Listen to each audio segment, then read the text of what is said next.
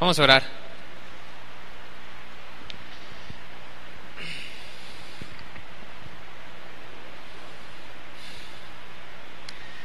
Señor Jesús, Dios Padre, Espíritu Santo, Señor, te pedimos en este día que no sea un predicador que viene a hablar, sino un simple hombre a quien tú has puesto aquí para dar tu palabra, Señor. Te pido con todo mi corazón y con todas mis fuerzas que no sean mis palabras en este día, sino que sean las tuyas, que tú fluyas. Y si yo fuera a decir algo que no es tuyo, Señor, que tú me dejes mudo, Señor. Que no dejes una palabra que ofenda tu ser, tu santidad, ni una sola que salga de mi boca. Ninguna enseñanza falsa, nada que lleve a la confusión, Señor, nada de eso, Señor, te pedimos en este día. Te pido que yo te honre con lo que vamos a aprender aquí en este día. Te pido que sea para tu gloria, para tu honra y para tu deleite, Señor. Que tú recibas este estudio, este aprendizaje, este mensaje, que lo recibas como olor fragante y te deleites. Lo pedimos en tu nombre, Señor Jesús, que es nombre sobre todo nombre. Amén. Pueden sentarse.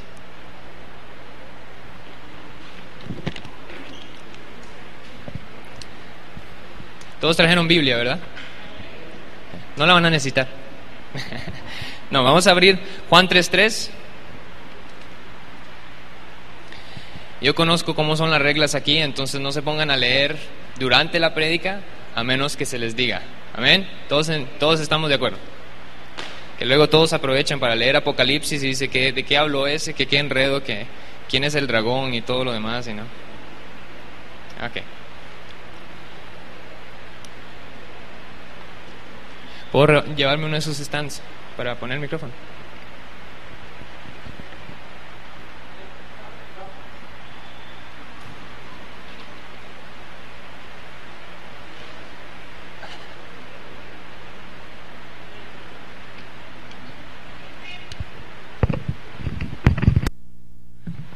Sí, más cómodo.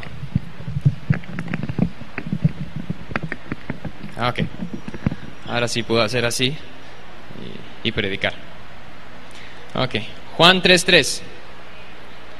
Esta es una que ya se lo deben saber de todos modos. Entonces el que se lo sabe no la tiene que buscar.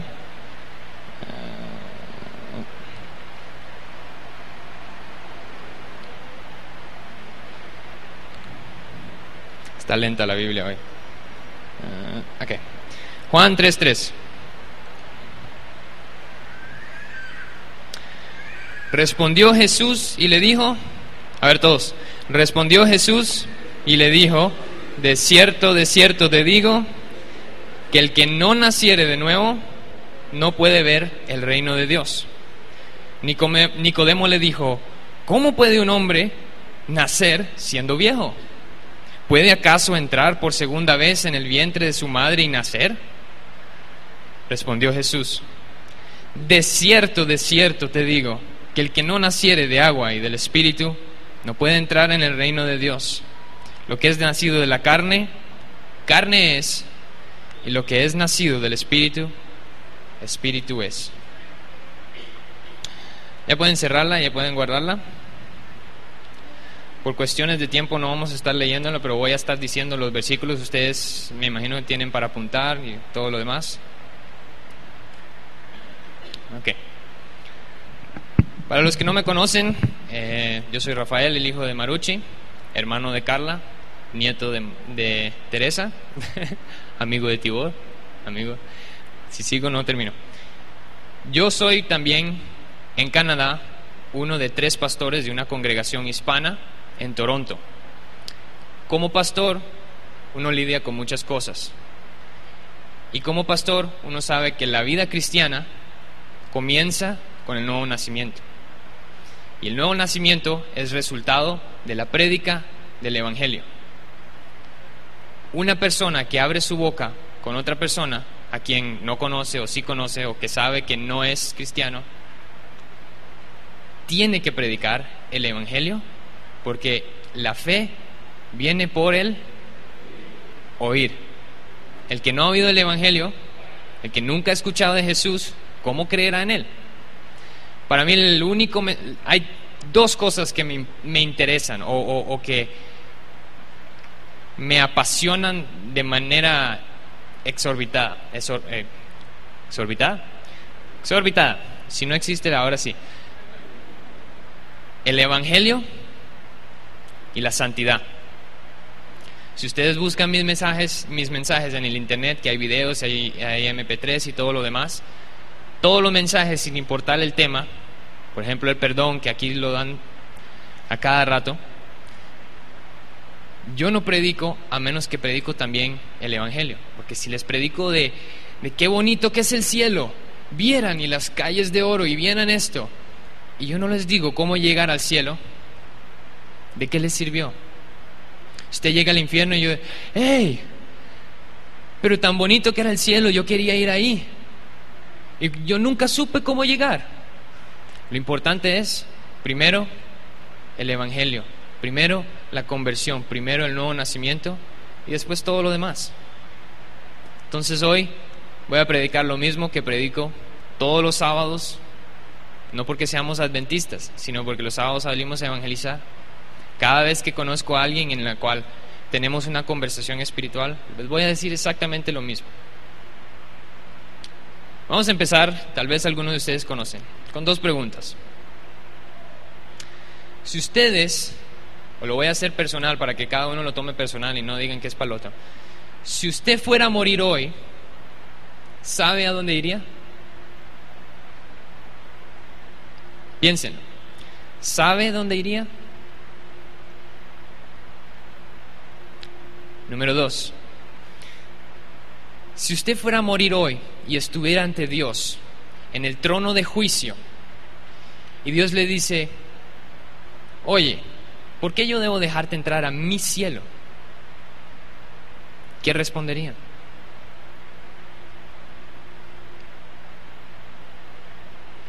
Quiero que mediten un momentito en esta media pausa. ¿Qué implicación tienen esas dos preguntas? ¿Qué implicación tiene la situación de el hecho de que ustedes salen de aquí y nadie sabe cuándo va a morir? Porque es probable que usted sale de aquí y por la lluvia lo agarra un bus y hasta ahí llegó. ¿Quién sabe cuándo va a morir? Nadie. Por eso lo tienen que meditar ahora. La Biblia dice, hoy es el día de salvación, no mañana, que mañana nunca viene. Mediten hoy. ¿Cómo está mi situación espiritual? En especial los que saben que están mal, y en especial los que están pensando que están bien, pero no lo están. Por eso es necesario la introspección. 2 Corintios 13:5, si no me equivoco, dice que debemos nosotros probar nuestra fe a ver si en efecto somos cristianos. Es algo que la Biblia nos manda a hacer. Tenemos que estar seguros de que estamos bien, porque más de uno pasa toda su vida metido en la iglesia, sirviendo en el grupo de alabanza, hasta sale a evangelismo, y Señor, Señor, ¿no hice yo grandes cosas en tu nombre? ¿No eché fuera demonios? ¿No hice un montón de cosas? Y Jesús le va a responder, apártate de mí, hacedor de maldad, de iniquidad, nunca te conocí. Entonces, que eso no sea el caso con ninguno de ustedes, que no sea el caso especialmente hoy mismo. Interesantemente vemos que Jesús dice, yo no os conocí, pero uno dice, pero ¿no es Jesús Dios? ¿Jesús no sabe de todo? Él no conoce a cada uno. O sea, si la Biblia dice que Dios nos entretejió en el vientre de nuestra madre, ¿cómo hace sentido de que Jesús diga que no nos conoce? Bueno, pongámoslo de esta manera. Si yo llego a la casa presidencial allá en Estados Unidos y digo, déjenme entrar, y ellos me dicen, ¿quién es usted? Yo conozco a Obama. ¿Qué me van a responder? Sí, felicidades, tiene televisor, lee el periódico, todo el mundo conoce a Obama, él es el presidente.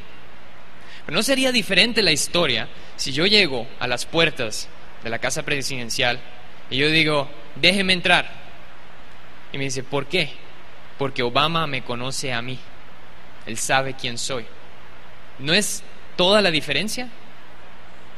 Entonces, entendamos que el conocer que habla Cristo no es saber quiénes somos, sino es tener una relación personal con Él, íntima. No es cualquier cosa. Cualquiera sabe quién es Jesús. Cualquiera. Hasta el mormón más mormón, hasta el otro, el de esos de Nueva Era. Ellos saben quién es Jesús. Pero es Jesús quien tiene que conocernos a nosotros. Y este tema del Evangelio es una cosa que para muchos uno dice, sí, el Evangelio es el primer paso y esto y lo otro. Pero para mí yo digo, el Evangelio es todo. Es absolutamente todo. Es mi principio, es mi fin. Sin el Evangelio yo soy nada y el Evangelio es mi todo. Entonces yo paso, digamos, ahorita estamos aquí porque estuvimos viajando y en ese viaje estuvimos en buses de 36 horas, 32 horas y uno ve cosas bien bonitas, pero yo ando así con la cámara, ¿verdad? Y casi que dejo el botón apretado porque voy tomando miles de fotos. Pero todo ese tiempo como que se me ponen los ojos así y me pongo a pensar en el Evangelio. Y yo lo hago a cada rato y yo digo, qué increíble que es. Y empiezo a pensar todas sus implicaciones para mi vida, para la vida de los creyentes, no creyentes, de la humanidad, la creación, todo. Y es algo que, o sea, con solo estar pensando, meditando, diciendo, orando, uno va entendiendo más y más cada día. No los voy a humillar, pero ¿cuántos de ustedes salen a evangelizar? No tienen que contestar. ¿Cuántos agarran un día a la semana mínimo y pasan 4 horas predicando el Evangelio a quien sea? ¿Y por qué no lo hacen? ¿Es algo que no les apasiona? ¿Y por qué no? Si el Evangelio cambió sus vidas, ¿por qué no lo predican? Y ustedes saben que predicando el Evangelio entendemos cada vez más, porque así trabaja. Los judíos tenían una tradición de ponerse en la cabeza una cajita supuestamente con los rollos escritos de la ley de Dios, y también en las manos, porque la Biblia dice que debemos constantemente estar meditando en eso. Figurativamente, tenerlo siempre en nuestra frente, figurativamente en la mano, siempre obrando para la palabra de Dios. Si uno está siempre pensando así, Dios obra y Él nos revela nuevas cosas de su misma palabra, cosas que yo he leído Juan 3:16 1000 veces, y a ratos de repente digo, wow, esto nunca lo había sabido. ¿Por qué? Porque ahora lo estoy meditando y con la madurez, y Dios va abriendo y nos va enseñando nuevas cosas. Estén siempre meditando en el Evangelio para los que lo conocen. Para los que no, sepan que es poder para vida eterna. Es el poder de Dios para dar esa vida. Entonces vamos a hablar del Evangelio. ¿Alguien sabe lo que significa la palabra Evangelio? ¿Qué cosa? Buenas nuevas, o sea, buenas noticias. ¿Pero buenas noticias de qué? Si esto tiene 2000 años desde haberse escrito, ya no son tan noticiosas, ya no es tan nuevo. Buenas nuevas son buenas noticias, son algo que vamos a escuchar, que es lo mejor que jamás hayamos escuchado. El problema es que, como muchas buenas noticias, las buenas nuevas del Evangelio comienzan con malas noticias. No solo malas noticias, sino las peores noticias que ustedes van a haber escuchado en su vida jamás. ¿Cuáles son las malas noticias?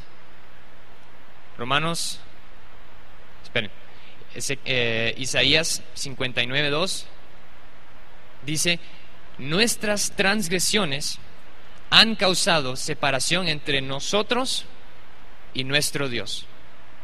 ¿De qué tamaño es una separación de Dios? Se lo pongo de esta manera: ¿de qué tamaño es Dios? ¿Alguien? ¿Nadie? ¿Qué tamaño es Dios? Nadie quiere. Todos les de pena o no.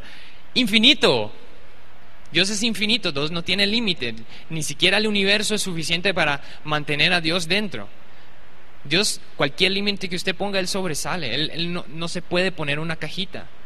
Ni el universo es suficientemente grande. Dios es infinito. Por ende, una separación de Dios, ¿de qué tamaño es? Infinita. ¿Nosotros somos infinitos, sí o no? No. Si yo soy finito y tengo entre mí y Dios una separación infinita, ¿cómo yo hago para arreglar eso? Es imposible. Es como que Julio tenga una deuda de 10 millones de dólares y yo le digo, bueno, Julio, es hora de pagar. Bueno, ¿sabe qué, Rafita? Ayer fui al banco y saqué 10 dólares, aquí van. No, Julio, 10 millones. Sí, mañana le pago otros 10. 10 millones. Sí, y al otro día también le pago otros 10 y así sucesivamente hasta que ya. Pero ¿cuándo Julio va a terminar de pagar esa deuda de 10 millones de dólares? Jamás, no puede. Ni a 10 por día podría hacerlo. Ese es el punto. El ser humano no puede, por sus propios medios, hacer el pago de justicia que requiere el pecado, que es infinito. ¿Cuál es la paga del pecado? Romanos 6:23. Muerte. Muerte, definición de muerte, separación infinita de Dios. Pero sí se dan cuenta que la Biblia dice muerte, no dice separación de Dios. Isaías 59:2 dice que hemos causado una separación, pero luego llama a esa separación muerte. El alma que pecare, esa morirá. La paga del pecado en el Antiguo Testamento y el Nuevo Testamento siempre va a ser muerte, separación infinita de Dios. Si estamos muertos, ¿qué podemos hacer? ¿Ustedes conocen a alguien muerto que hace cosas? No. Si yo voy ahí y hablo con... ¿Quién es el que se acaba de morir? Escojan a alguien. Y yo voy y le hablo. Hey, tal por cual, que présteme 10 dólares o que por favor hágame un favorcillo. ¿Qué me va a responder? Nada.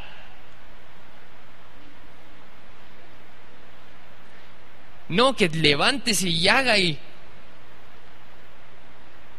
Nada. ¿Qué puede hacer un muerto? Nada. Pero ¿qué dijo o qué vemos con la historia de Lázaro que puede hacer un muerto? Jesús, con el poder de su palabra, la autoridad que hay en su boca, Jesús le dijo a un muerto, levántate y anda.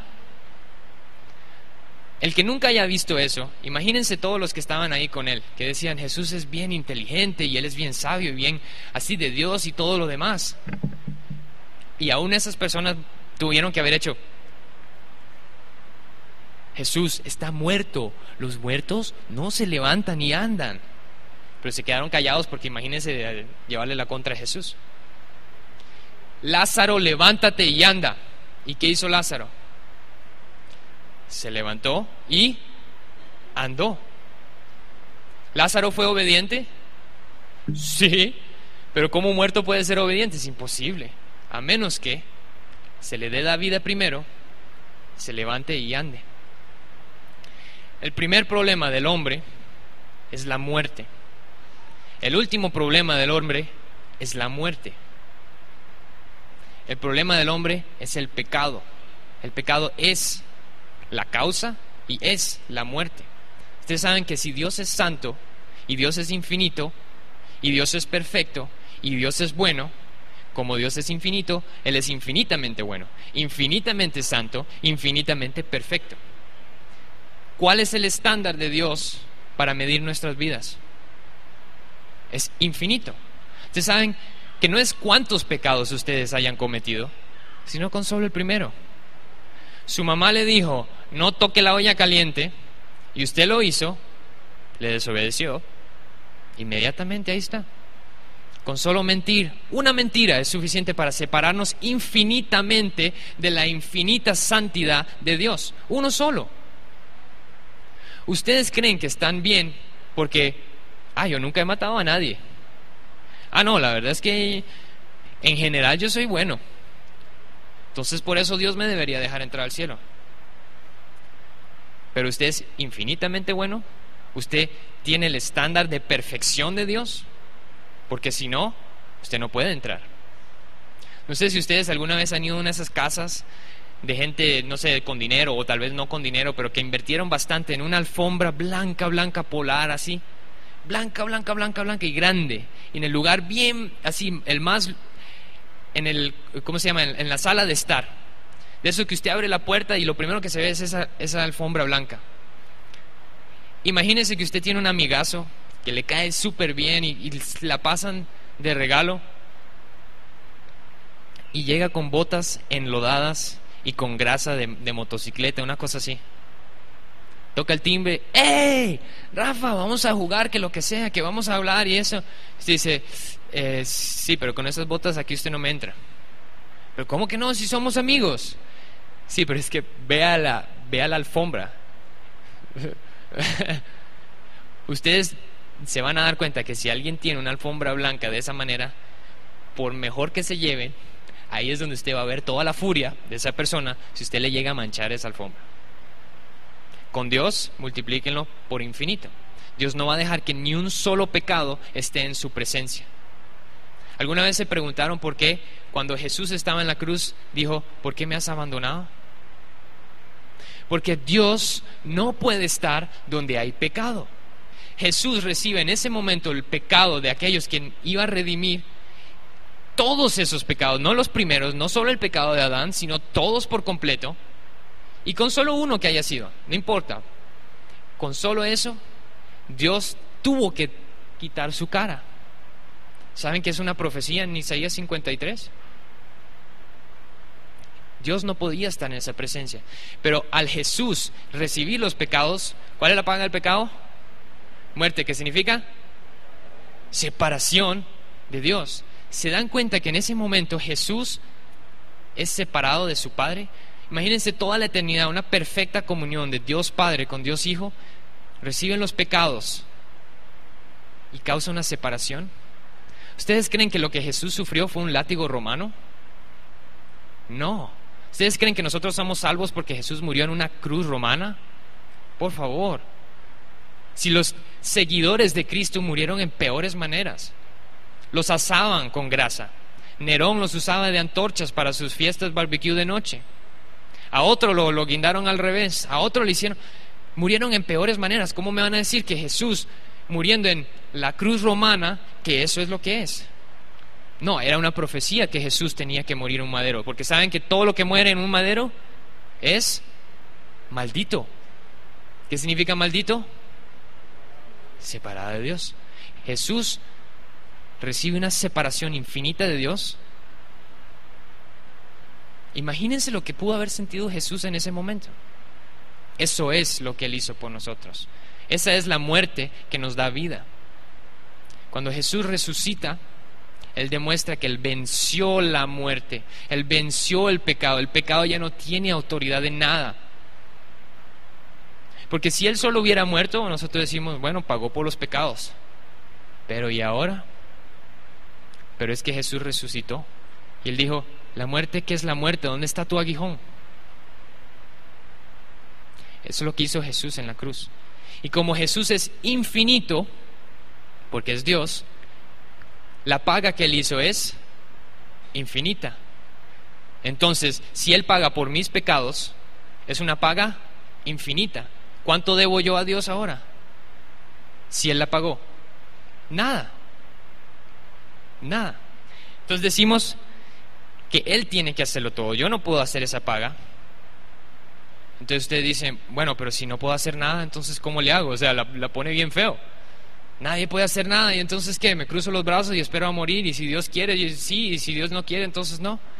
Pero ¿qué dice el Salmo 50, versículo 15? Que por cierto es mi pasaje favorito en toda la Biblia.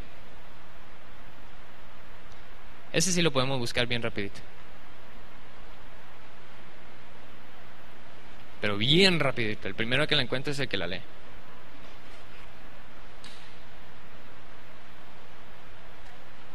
Salmo 50, versículo 15.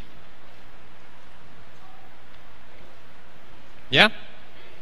A ver, léamelo bien duro. Quien sea.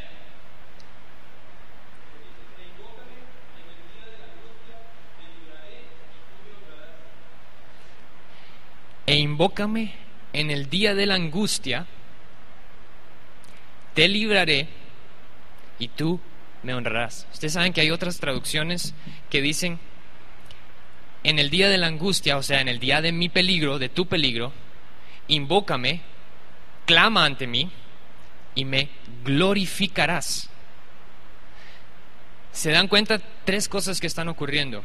Estamos invocando, Él nos está salvando, y la que me gusta más es la conclusión: y me honrarás, y me glorificarás. Es una promesa de la salvación. Ya pueden cerrar. Entonces, si me dicen, ¿qué puedo entonces hacer? Porque Nicodemo le llegó a Jesús y le dijo, de escondiditas en la noche le llegó, maestro, sabemos que tú enseñas la ley. Y que Jesús casi que ni le dejó decir nada. Dijo, oye, Nicodemo, para entrar al reino de Dios tienes que nacer de nuevo. Voy, ¿cómo? Entonces tengo que entrar al vientre de mi mamá y... Pero ¿cómo? O sea, yo soy adulto, Jesús. Si fuera más pequeño sería más fácil. Y Jesús, ay, Nicodemo, y tú siendo uno que enseña la ley, ¿no sabes ni lo más básico? Así le digo, no sabes ni lo primero. ¿Qué estaba pensando Nicodemo? ¿Cómo hago yo entonces, Jesús, para agradar a Dios? ¿Y qué tengo que hacer yo para ser salvo? ¿Y qué tengo que yo, por mis medios, alcanzar a Dios? Y Jesús dijo, Nicodemo, ¿qué hiciste tú para nacer? Si yo le fuera a mi mamá y le digo, mami, ¿qué hice yo para nacer? ¿Cuál va a ser la reacción de mi mamá? Jo, jo, jo. ¿Qué hice yo para nacer? Absolutamente nada. Aún si hubiera sido cesárea, no hice nada. Yo solo estaba ahí y ya. Nicodemo, ¿qué hiciste tú para nacer? Nada. Para nacer de nuevo, ¿qué puedes hacer? Nada, lo hace todo mi mamá que me dio a luz, tu padre que te da la vida. Él hizo todo. La redención, el pago, el otorgar el pago. Efesios 2:8-10 dice, ¿qué cosa? Que Él por gracia, que por gracia somos salvos, por medio de la fe, no por obras. ¿Por qué? Para que nadie se gloríe. Nicodemo, si tú hicieras algo, podrías decir, yo hice. Pero no es porque tú lo hiciste, menso, sino porque yo lo hice todo, absolutamente todo. ¿Por qué Jesús se va a trepar a una cruz y morir y separado de su Padre y dejarlo en manos de nosotros? Ustedes saben que Génesis 6:5 dice que el corazón del hombre siempre está pensando en el mal y es completamente malo. Jeremías creo que es, que habla de que el corazón del hombre es malo. ¿Quién lo conocerá? Por todos lados vemos que el humano es malo, malo, malo, malo. Y yo creo firmemente en que Dios nos dio el libre albedrío. Él dijo, ahí está el bien, ahí está el mal, escoge. Romanos 3:23, ¿se lo saben? Por cuanto todos pecaron y están destituidos de la gloria de Dios. Levante la mano el que nunca ha pecado. A ver. Nadie puede decir que nunca ha pecado. ¿Por qué? Porque o la Biblia está mintiendo o no. Nadie puede decir que nunca ha pecado. Si todos hemos pecado, si Dios es justo y la paga del pecado es muerte, significa que todos merecemos la muerte, que significa la separación infinita, y en la muerte segunda es la separación eterna de Dios, que sabemos que aún aquí somos muertos andantes, así decía la Biblia, que somos muertos andantes como zombies. Ahí andamos y nos movemos, pero no hay vida, a menos que Dios nos las lee. Y usted sabe que morirse en ese estado de muerte espiritual significa, o es denominado, la muerte segunda, la separación eterna. Porque ya después de la muerte ya no hay chance. No crean que ustedes le van a dar una segunda oportunidad. Esta es, la oportunidad es ya, el día de salvación es hoy. No pueden dejarlo para mañana. Y entonces, si un muerto no puede hacer nada, ustedes ya deben de estar como diciendo, ya me estás irritando, ¿qué tengo que hacer entonces? El punto es, dime qué tengo que hacer para ser salvo. No me deje con el guindajo ahí siempre y entonces se fue y... ¿Cómo puedo ser salvo? Y así se lo explico yo a la gente cuando yo salgo a evangelizar. Por más ateo, por más mormón, por más musulmán, por más hindú, así les digo. Imagínese que usted estuviera en el mar abierto. No hay islas, no hay tierra, no hay nadie, ahí está usted solo, flotando, pataleando. Y de repente ya horas pasan y se le cansan los brazos. Uy, no, empieza a subir el agua. Oh, no, se da cuenta que es solo cuestión de tiempo hasta que ya no pueda más y se va a ahogar. Pero en eso que usted está ahí, pasa una lancha.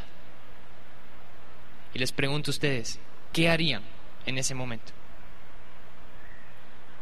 ¿Qué harían? ¿Pedir? ¡Auxilio! ¡Sálveme! ¡Aquí estoy! ¡No quiero morir! Y el de la lancha para y lo rescata. Salmo 50, versículo 15: clama ante mí en el día de tu angustia, yo oiré, te rescataré, te salvaré y tú me honrarás. ¿Saben cuál es la implicación? Que lo mismo es con Dios que en este ejemplo del mar. Porque hay tres cosas que deben ocurrir. Dense cuenta bien, pongan buena atención. Número 1, tienen que darse cuenta que están a punto de morir. Tienen que darse cuenta que están en peligro. Tienen que darse cuenta que están mal. Número 2, tienen que darse cuenta que no se puede salvar a sí mismo. ¿Por qué? Porque el que piensa que no se está ahogando y pasa la lancha, lo máximo que hace es ¡hola! El que piensa que se está ahogando pero piensa que se puede salvar a sí mismo, pasa la lancha y está, no, yo puedo solo, no necesito su ayuda. ¿Por qué va a pedir ayuda? Tiene que darse cuenta que no puede salvarse a sí mismo. Número 3, tiene que darse cuenta que el de la lancha es el único que lo puede salvar. ¿Se dan cuenta? Porque si yo estoy ahí, digamos con Elia, que apenas sabe nadar, y estamos los dos ahogándonos, le voy a decir yo, Elia, sálvame. ¿Qué me va a responder Elia? ¡Ay, baby! Yo también me estoy ahogando. Ella no me puede ayudar. Si yo clamo ante el nombre de Elia, no puedo ser salvo, porque ella no tiene potestad de salvarme. Yo clamo, es lo mismo con Dios. Yo clamo ante Mohammed, sálvame. Mohammed está en el fondo del mar ahogado, burbujitas es lo que se ve. Buda, sálvame. María, sálvame. Pero María no hay burbujitas. ¿Saben por qué no? Porque María dijo de Jesús, mi Señor y mi Salvador. ¿Se dan cuenta de lo que dijo María? María dijo, yo necesito un Salvador y ese Salvador es mi Hijo. ¿Se dan cuenta? María no puede ayudar. No puede. Aún ella siendo salva, aún ella habiendo sido escogida para la obra más increíble, humanamente hablando, aún ella no puede salvarme. Yo digo, Tibor, sálvame. Tibor dice, estamos en el agua los dos. ¡Mami! No puede hacer nada. Pero lo que sabemos es que yo clamo al nombre del que está ahí con la lancha, el que tiene la potestad de salvarme, y ese es el que me va a salvar. Si Jesús está ahí en la lancha, dice, oye, estás mal, te vas a ahogar. No me estoy ahogando, estoy nadando. No, yo confío en otro. Bueno, siga confiando, aquí estoy yo esperando. Pero cuando ya se ahogue, too late, demasiado tarde, ya no hay tiempo. Se murió, se le acabó el tiempo. Tenemos que clamar ante Jesús. Si no clamamos ante Él, no vamos a poder ser salvos. Solo Él tiene potestad de salvar, porque no hay ningún otro nombre, ni en el cielo, ni bajo el cielo, ni en ningún lado, ni bajo el mar, ni en las burbujitas, ni en el volcán, en el cual podemos ser salvos. Solo hay un nombre dado a los hombres, y ese nombre es Jesús. ¿Y por qué Jesús sí puede ser el nombre? Porque el nombre de Jesús es el nombre de Dios. Porque Jesús es Dios, porque Jesús es infinito. Ustedes saben que hay gente que no cree que Jesús es Dios, o que Jesús es uno más, o uno entre muchos. Pues si Jesús no es Dios, Jesús no puede hacer una paga infinita de pecados. No puede. Jesús muere en esa cruz con la infinita cantidad de pecados y no puede hacer nada, no puede hacer el pago completo. Mientras que Jesús en la cruz, antes de morir, justo antes de morir, dijo tetelestai. Es una palabra griega que han encontrado en recibos de comercios y cosas así, que significa pagado por completo. Ya está, no hay nada más que hacer, no debes nada más, tetelestai. Que si alguien viene y le dice, hey, me debes 5, no, aquí dice tetelestai, papá. Jesús dijo, ya está hecho. Nadie ayuda. Ustedes saben que hay denominaciones que dicen, sí, pero el líder de la denominación, ellos le dicen, o profetas o lo que sea, ese ayuda. Otros dicen, no, que los muertitos esos ayudan. Entonces, ¿Jesús es un mentiroso? Jesús dice que nadie ayuda, nadie puede ayudar, porque Jesús no necesita ayuda. Imagínense el creador de la tierra y todo lo que hay en ella, el Dios omnipotente, que necesite ayuda. Por favor.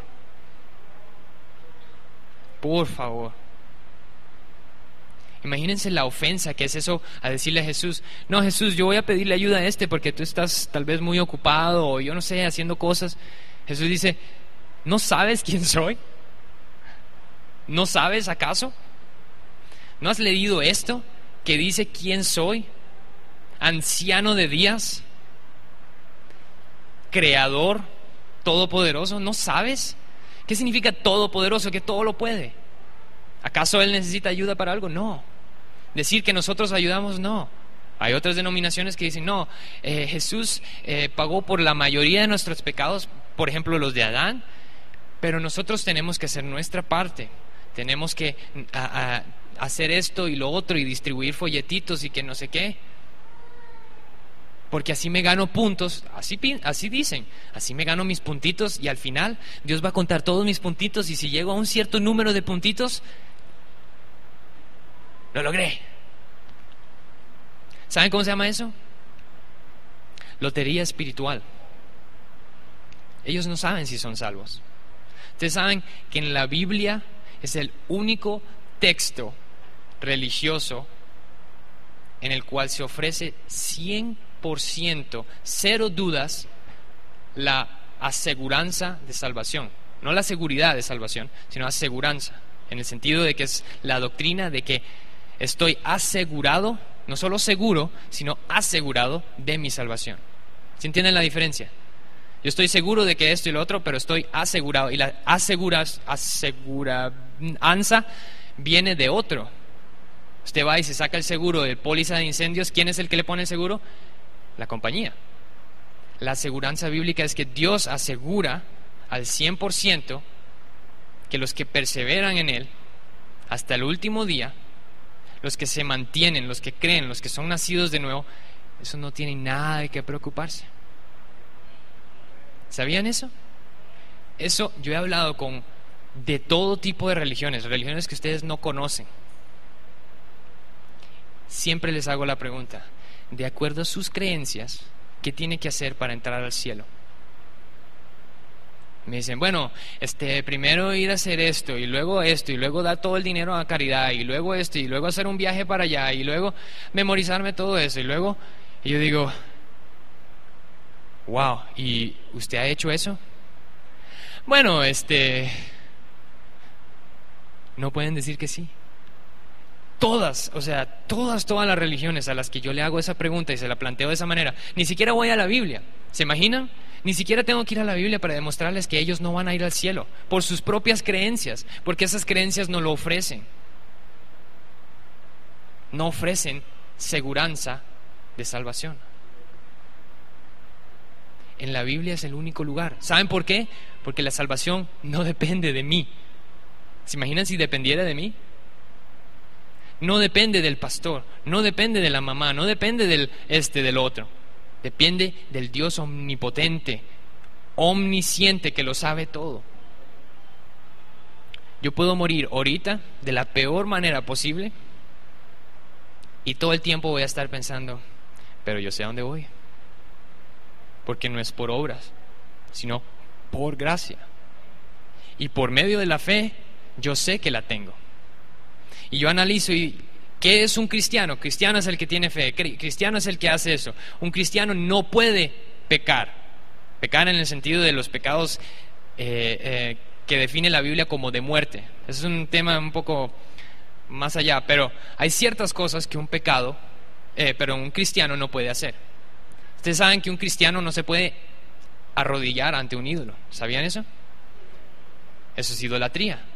Un cristiano no puede idolatrar. ¿Por qué no? Porque Dios no puede idolatrar. Y si yo digo que un cristiano, Romanos 8:9, es alguien que tiene el Espíritu de Dios, el Espíritu de Cristo dentro de mí, ¿cómo yo voy a decir que Cristo va a estar a la par mía arrodillándose enfrente de un pedazo de yeso? Pero ese no es el único tipo de idolatría que hay. Ustedes saben que pueden idolatrar su religión, idolatrar al pastor, y una bien común, idolatrar a su esposa o su esposo o sus hijos.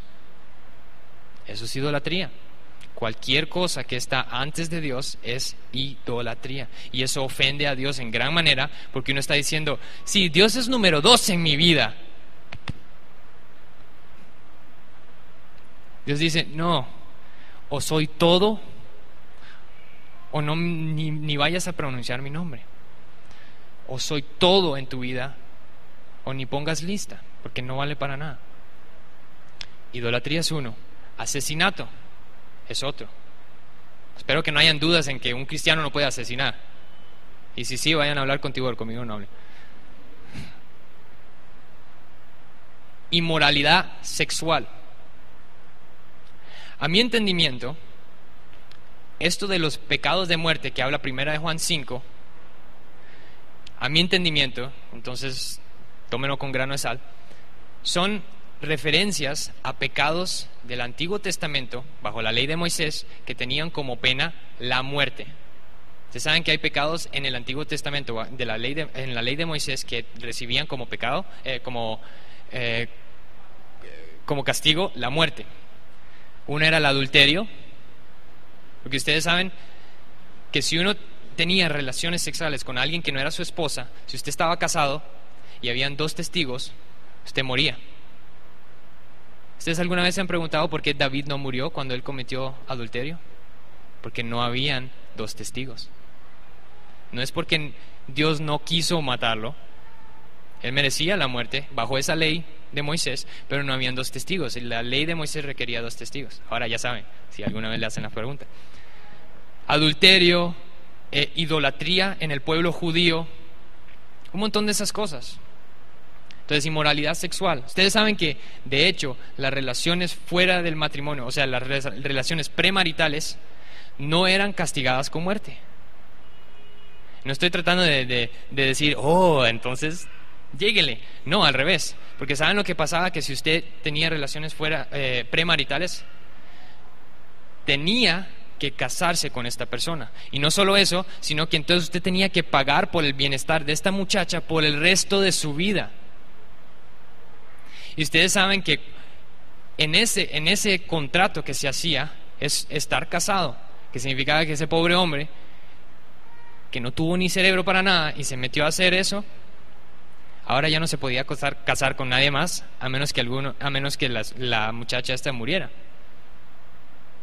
O sea, era como decir, si vas a hacerlo, mira las consecuencias. Vas a tener que proveer por ella, por toda tu vida, así como una esposa. No era cualquier cosa. Y si ya estaba en eso, y ese se iba con otra, entonces para que no crean que estoy diciendo que está bien hacerlo fuera del matrimonio, pero obviamente está mal, ¿ok? Entonces, está la inmoralidad sexual, la idolatría, brujería. ¿Qué es la brujería? ¿Alguien sabe? Consultar fuentes sobrenaturales, por ponerlo de esa manera, para recibir un favor. ¿Cuál es el mayor ejemplo de la brujería en nuestra sociedad? ¿Alguien sabe? El horóscopo. El horóscopo es brujería. Un cristiano que piensa que va a ver su futuro o lo que va a pasar en ese día al consultar un horóscopo está cometiendo brujería. Entonces, ¿es un cristiano o no? No. La cuarta, asesinato, que queda clara. Y esas son, a mi entendimiento, las 4 cosas que un cristiano no puede hacer. Eso es cometer pecado. Luego vamos a lo que es practicar pecado, porque es posible que un cristiano mienta. Es posible. Es posible que un cristiano robe. Es posible. Pero si tiene el Espíritu Santo dentro de sí, ¿qué va a hacer ese Espíritu Santo dentro de uno? Se va primero contristar. Segundo, va a dar convicción de pecados.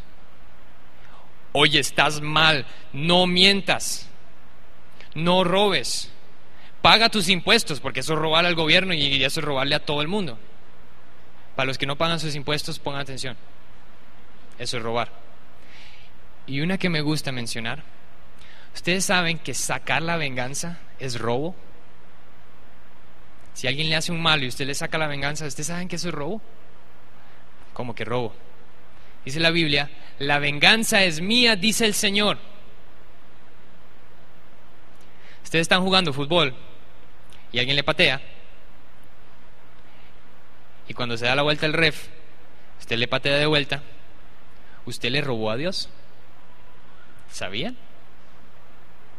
Para todos ustedes que les gusta sacarse la venganza, dense cuenta, eso es robarle, no a cualquiera, es robarle a Dios, porque la venganza le pertenece a Él, y si le pertenece a Él es quien determina, no ustedes. Entonces, quedamos en estos 3 puntos, de darnos cuenta que estamos mal, que no podemos salvarnos y que solo Jesús nos puede salvar. Pero ahí no termina la historia, más bien ese es el comienzo de la historia. Porque ¿qué ocurre cuando Jesús nos saca del barco y nos pone? Él dice primero, ahora te seco, ahora te pongo el bañito caliente. Pero hay una promesa en Ezequiel 26, casi 700 años antes de que viniera Jesús. Él da esa promesa de que llegará el día en que Dios iba a sacar ese corazón de piedra y lo iba a destruir para nunca más verlo. Ese corazón que odia las cosas de Dios, ese corazón que no quiere venir a la iglesia, que no quiere estudiar la palabra, que no le importa, que no quiere ni... Él lo saca y pone un nuevo corazón, latiente, que ama las cosas de Dios. No solo eso, sino que Él nos adopta y nos llama hijos. Somos hijos de Dios. ¿Qué hace un padre por sus hijos? Les voy a dar un ejemplo. 1991, si ustedes estaban vivos o si se acuerdan, había un eclipse de sol. Y nosotros, mi mamá tiene unos amigos que vinieron porque escucharon que iba a haber un eclipse aquí, entonces querían venir acá y ir a Punta Arenas para verlo porque hay menos luz y no sé qué y esto. Entonces fuimos a Punta Arenas con ellos. 1991, Carla tenía 3 años. Si ustedes conocen a alguien de 3 años, saben más o menos cómo es la cosa. Y Carla le encantaba el agua, le encantaba, pero no sabía nadar. Entonces, mientras todos veían el eclipse, de repente y mi mamá se da la vuelta. ¡Carla! Sale corriendo como ustedes nunca han visto a mi mamá correr. Y lo único que se veía, porque yo me acuerdo que yo vi, eran pelos así en el agua. No había cabeza, no había nada, era pelo. ¿Qué hizo mi mamá? De los pelos la agarró y la sacó de los pelos. Eso es lo que Dios hace por nosotros. Dios no deja que ninguno de nosotros que le pertenecemos a Él se muera. Imagínense que mi mamá haya visto eso. Bueno, Carla, a ver, nada. Porque sí conocemos gente que hace así. Bueno, a ver, haga, entonces. Y no estoy hablando en plan espiritual, pero imagínense. Si nosotros le pertenecemos a Dios, esto lo estábamos leyendo ayer, Juan 6 dice que todos los que Dios le entrega a Jesús, la voluntad de Dios es que ninguno de esos se pierda, y Jesús va a cerciorarse de que en el día final esos resuciten y ninguno de esos se pierden. ¿Ustedes creen que mi mamá no haría de todo dentro de su potestad para que Carla no se pierda? Hasta hablando así en puros términos humanos, hasta jalarla de los pelos. Si quitamos el contexto, yo digo, mi mamá le jaló los pelos a Carla. Ay, pero qué mala. Pero le salvó la vida, ¿no? Hay promesas que vienen con el ser hijos de Dios. Muchas. Vamos a ver 4, bien rápido. Corazón nuevo. La adopción, o sea, llamar a Dios mi Padre.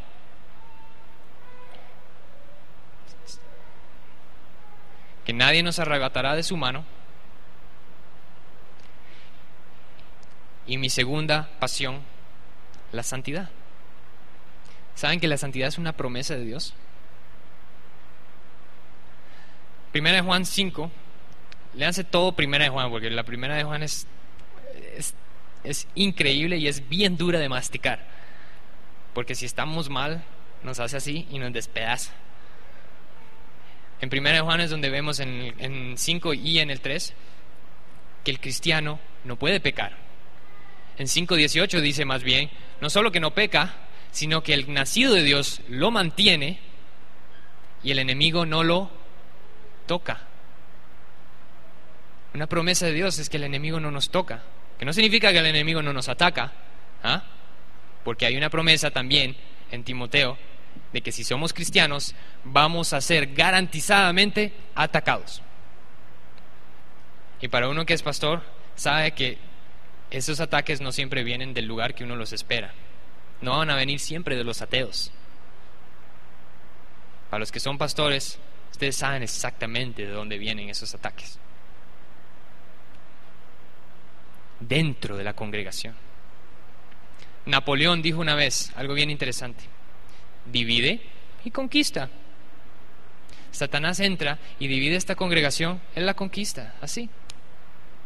Donde no hay unión, no hay fuerza. Donde está la unión, hay fuerza. Satanás se mete a la congregación de ustedes y ustedes lo dejan, él hace lo que le da la gana. Sabiendo también, que aprendemos en el libro de Job, que Satanás no hace nada sin primero pedirle permiso a Dios. ¿Sabían eso? Por eso es que Satanás no nos puede tocar, porque le pertenecemos a Dios, no a Satanás. Jesús pagó el precio por nosotros, nos compró con precio de sangre. ¿Sabían eso? El valor que Jesús determinó de nosotros es la sangre misma suya, su misma vida. Dios determinó que nosotros le valemos a Él, no por nuestro mérito, no porque somos buenos, porque somos completamente malos. Él agarró y dijo, tú vales la vida de mi hijo, y Él la va a pagar para que tú puedas ser también mi hijo. Cuando Jesús dice, ama a tus enemigos, ¿ustedes saben que Él puso el ejemplo? Jesús amó a sus enemigos. ¿Quiénes eran sus enemigos? Salmo 5:5. Dios aborrece el hacedor de maldad, de iniquidad, el pecador. El orgulloso no estará en su presencia. O sea, nosotros todos somos, en ese sentido, antes de ser cristianos, todos somos pecadores. Dios nos aborrece. Y Dios, 1 Juan 4, nos escoge amar primero. Él dice, no hay nada en ti para amar, pero yo te voy a amar. ¿Se imaginan? Que venga alguien a su casa mientras ustedes están trabajando y asesine a toda su familia. Y lo lleven a la corte. Usted dice, ese fue. Pero yo lo escojo amar primero y su señoría, si es posible, yo quiero ir a la cárcel en vez de ¿quién hace eso? ¿Te imaginas la mayor ofensa? Asesinar a toda su familia. Pero es que eso es lo que nosotros hicimos a Dios. Lo ofendimos en todo, infinitamente. Dios solo ha sabido amarnos y nosotros les escupimos en su cara. ¿Cómo es posible que hay gente que le da pereza venir un domingo a una iglesia? Que le da pena o miedo abrir la boca y predicar el evangelio. ¿Cómo es posible? Y aún así, Dios nos amó primero. Ahí donde estábamos, en el lodo, en el asqueroso mugre, Él agarró y dice, te amo primero, y como te amo, te jalo por los pelos y te saco del agua, y te seco, y me ocupo de que no vuelva a pasar, y me ocupo de que estés bien hasta el día de resurrección. O sea, ¿se dan cuenta del Dios que nosotros tenemos? Alá, el Dios de los musulmanes, dice, si eres bueno y haces suficientes cosas buenas, tal vez te dejo entrar. Otros, eso es en todas las religiones, es un sistema de mérito. Entre más bueno hacemos, más nos ganamos el favor, y más y más y más.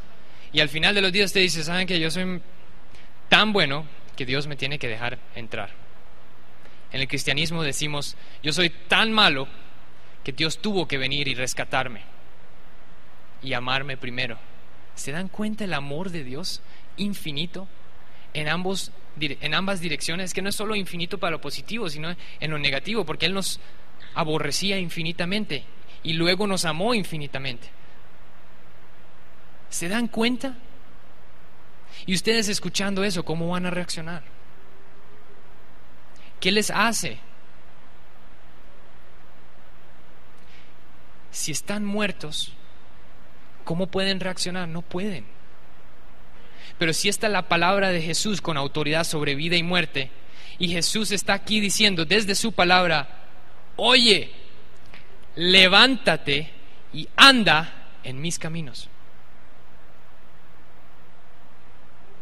Usted puede estar igual de muerto que Lázaro en un sentido espiritual, que usted tiene que levantarse y andar. Y eso se llama el nuevo nacimiento, la nueva naturaleza, el cambio de vida entero. Para los que hemos sido convertidos por el Señor sobrenaturalmente, no sé si alguno de ustedes me haya conocido a mí antes de ser convertido. Mi conversión ocurrió cuando yo tenía 19 años. Tibor me conoció antes de eso, entonces él sabe de lo que estoy hablando. Mi hermana me conoció antes de eso, mi abuela me conoció antes de eso. ¿Ustedes saben el tipo de persona que yo era? Mike me conoció también. Y Mike les puede decir lo que yo escribía en mis cuadernos en el colegio. Yo era una persona que odiaba la vida, al mismo tiempo que yo iba a la iglesia. Al mismo tiempo que yo le decía a todo el mundo, yo no soy católico, yo soy cristiano. Cristiano. El cristiano no tenía nada. Yo no era salvo. Odiaba la vida. Yo traté varias veces desde la edad de 10 de suicidarme. ¿Sabían eso? ¿Cómo se le llama a alguien que quiere matar a alguien? Que trata de matar a alguien. Eso es un asesino. ¿Se dan cuenta? Ese era yo. Y ustedes ven la persona que soy ahora. Los que me conocieron antes ven día y noche. Esa es la conversión sobrenatural de Dios. ¿Ustedes creen que yo estoy aquí porque me gusta la atención? No, porque para eso podría ser el tonto allá afuera. Yo estoy aquí porque yo sé quién es el Dios que me salvó, el que dicta mi valor. Cuando la sociedad me dice, usted solo es un cuerpo y véndalo, y se vende exponiendo el producto. Usted no vale nada, mátese, la vida es injusta, por todos lados recibimos ese bombardeo. Usted no vale nada, usted no vale nada. Y viene Dios y dice, sí, tienen razón, no vales nada, pero yo te doy tu valor en este momento y tú vales una infinidad para mí. Tú vales la vida de Jesús y yo no voy a dejar que te pierdas. Y tú te vas a convertir en este momento y me vas a honrar y me vas a glorificar hasta el día de tu muerte, hasta el día de la resurrección, para mi gloria, para mi honra. Arrepiéntete, cambia tus caminos, que eso no gloría a Dios. Deja de vivir en pecado, deja atrás la mentira, el robo, la fornicación, la pornografía, todas esas cosas que ustedes saben que ofenden a Dios. La fe viene por el oír. Jesús le dijo a Lázaro: levántate, anda. Y Jesús nos dice a todos nosotros: levántate y anda en mis caminos. Y como dijo Tibor, por dicha no se lo dijo a todo el mundo y solo a Lázaro, porque si no habría un montón de muertos ahí caminando y sería una película de zombies. Dios hace el llamado bien claro. Dice la Biblia que todos tendrán su misma oportunidad. Todos serán juzgados no antes de haber escuchado. Ustedes ya escucharon. Si hay uno solo aquí dándose cuenta que está mal, ¿qué tiene que hacer? Sálvame. Auxilio, Dios Todopoderoso, Jesús, que pagaste por mis pecados. Ya no quiero vivir así. Estoy harto de comer basura, de revolcarme en la basura, de oler como basura, de que todo lo que hago es basura. Estoy harto. Sálvame. Dice la Biblia que Él es fiel, Él escucha y Él nos salva. Y todas las promesas que vienen. Y es una promesa que vamos a permanecer en Él. Ustedes saben que la Biblia dice: el que permanece en Él, en la fe, ese será resucitado. Ese es el que tiene la vida eterna. Ustedes saben que eso es una promesa, es una condición, es un condicional. El que tiene, pero es una promesa.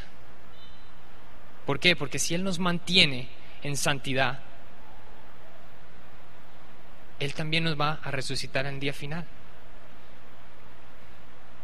Entonces, si ustedes se dan cuenta que están mal, tienen que en este momento, ni esperen a que yo termine de hablar, clamen ante Dios con todas sus fuerzas y digan: ya estoy harto. Y ustedes saben que un resultado de la nueva naturaleza es el odiar lo que Dios odia. No solo amar lo que Él ama, sino odiar lo que Él odia. ¿Y qué odia Dios? El pecado. Lo odia tanto, lo aborrece, que no puede estar en su presencia. Ustedes saben que si yo agarro y me voy allá a Río Azul y tiro aquí toda esa basura asquerosa, apestosa, que chorrea por todos lados, ¿cuál de ustedes o quién de ustedes diría: ¡uy, qué rico! Y se van y se tiran y se empiezan a revolcar y dicen: ¡ay, felicidad de mi vida! Nadie. ¿Por qué no? Pues si yo traigo 3 cerdos, esos 3 cerdos les pasarían por encima para revolcarse en esa porquería. Y yo agarro a uno de esos cerdos y le cambio la naturaleza y lo hago un humano, y ese humano se despierta, se vomita del asco y sale corriendo. Al salir corriendo, aún huele feo, tiene que despojarse de su basura, y con solo el olor le van a dar ganas de vomitar. La nueva naturaleza, resultado del nuevo nacimiento, dicta que a ustedes les dé asco el pecado. ¿Se dan cuenta?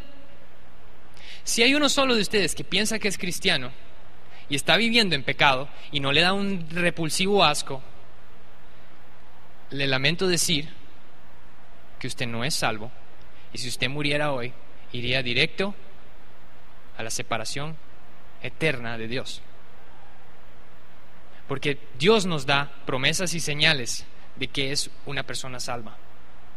Si usted no le da asco, ¿cómo me va a decir que usted tiene una nueva naturaleza? Por favor.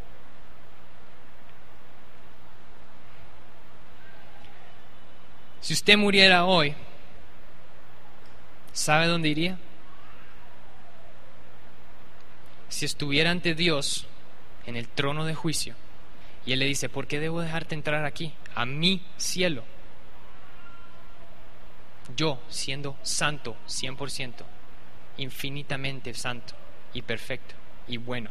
¿Por qué debo dejarte entrar a mi cielo? Arrepiéntanse, que hoy es el día de salvación. Y esto no de vosotros, para que nadie se gloríe, sino solo de Dios. Clamen ante Él con todo su corazón. Dejen de confiar en sus religiones, en sus cosas, en su iglesia, en su pastor. Despójense de todo eso. Que no es decir que la iglesia es mala, o que el pastor es malo, o que las cosas buenas que hacemos son malas, sino el confiar en eso en vez de confiar en la obra redentora infinita de Dios.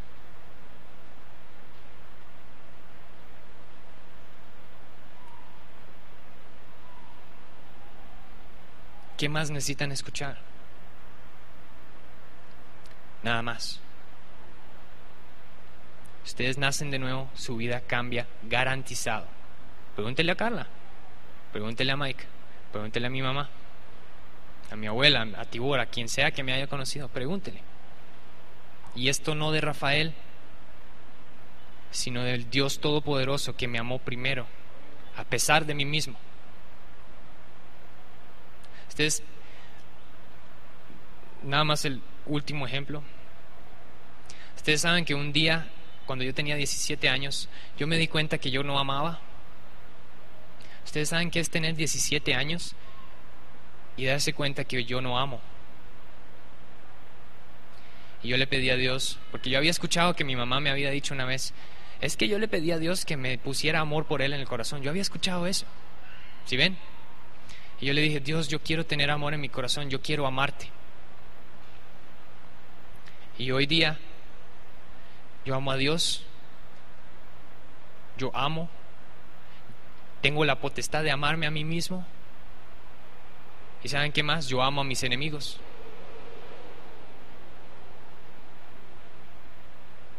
Vamos a orar.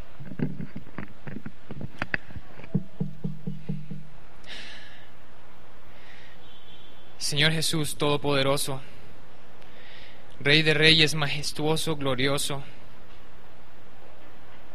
infinito, santo, perfecto, grande, amoroso, definición del amor, santo, separado del pecado, increíble Dios. Tu misericordia es infinita. Tu justicia no pasará jamás. Te agradecemos, Señor, por tu palabra, que es la potestad, el poder de dar la vida eterna, Señor. Que por el oír tu palabra podemos nosotros ser salvos y entender que debemos arrepentirnos, debemos despojarnos de la basura en la que nos encontrábamos. Debemos soltar ese viejo hombre y guindarlo ahí en esa cruz y ahí se quede. Te pedimos, Señor, que no haya habido confusión de nada ni disensión de nada, sino la espada de dos filos de tu palabra que haya separado verdad de mentira y un mover de tu Espíritu Santo que da convicción de pecados y convicción de juicio. Te pedimos, Señor, que en este día si hay alguna persona que está muerta, que así como hiciste tú con Lázaro, que tú lo llames a la vida, al arrepentimiento, al caminar en tus caminos. Lo pedimos en tu nombre, Señor Jesús, nombre sobre todo nombre y al único nombre al que podemos clamar. Gracias, Señor. Y te amamos, Señor, porque tú nos amaste primero. Amén.